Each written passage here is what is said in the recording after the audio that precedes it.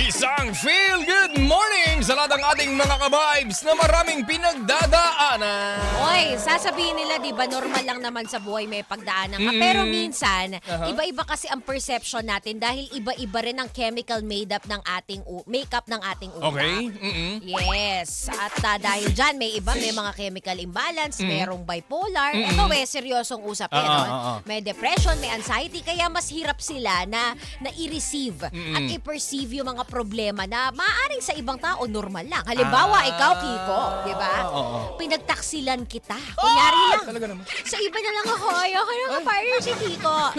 Ikaw, okay lang para sa'yo. You're gonna take it lightly. Kaya, oo. Pero kung gawin ko yan sa ibang tao, grabe. Magdadabog, magpapanik attack, hindi makahinga. Kagaya na lang. Iba-iba yung response. Oo. Gaya na lang, DJ Alex, mga ka-vibes, nitong kalalabas lang na video o mga post online kung saan involve yung content creator na si Sir Gavin. Gavin, oo. Yung Kapinpin Brothers. Oo.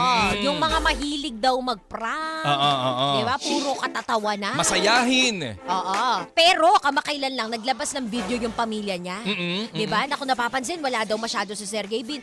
Yung pala kasi dinocument at vinlog na nila yung pinagdaanan nitong depression, yung anxiety at siya ay nagkaroon ng panic attack up to the point na hindi makahinga sa kama tapos nag-iiyak. Okay. Kaya pala recently, wala na masyadong napapansin yung mga followers nila na bagong upload na video. Oo. Kasi may pinagdaraanan pala. Ayun. So ito yung patunay talaga na kahit na anong saya ng isang tao na yung nararamdaman at naiisip niya ay hindi natin pwedeng basta-basta husgahan. Totoo yan. O kalkulahin na hindi masayahing tao yan, hindi yan magiging ganyan. Oo. Pero ito yung patunay, isa sa mga patunay na si Sir Gavin ba yun?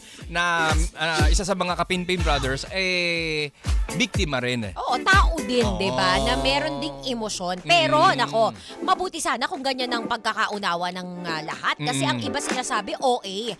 Ito naman ang tanong ko sa kanila, bakit kapag ang ibang tao nagva-vlog tungkol sa pagdanas nila ng ibang sakit, yung mas normal, di ba? Yung nilagnat nga lang, kaso bina-vlog. Hindi OA.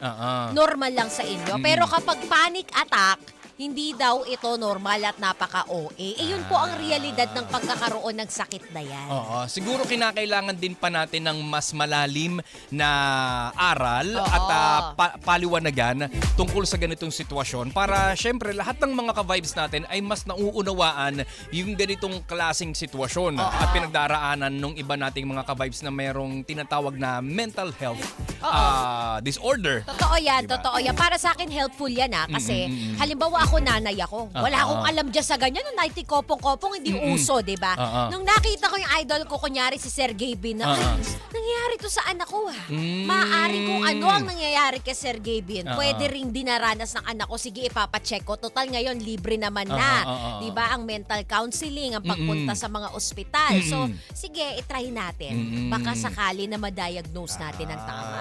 Well, ka-vibes speaking of libre, ang National Mental Health, tama ba? National Center for Mental Health. Ay nag-o-offer po ng ganitong libreng serbisyo. Totoo yan. Diba? Totoo Pwede yan. kang tumawag sa kanila, libre. Pwede ka rin pumunta sa kanila, magkaroon ka lang ng appointment. At online din pwede ka rin mag-online. Kaso nga lang, kapag mga yung light cases, pag severe, kailangan pumunta ka din. Ayan. Kaya po sa lahat ng ating mga ka-vibes, dapat meron tayong sapat na kaalaman tungkol po sa ganitong usapin para nauunawaan natin at hindi tayo basta-basta naliligaw ng kung ano-ano mga paliwanagan. Diba?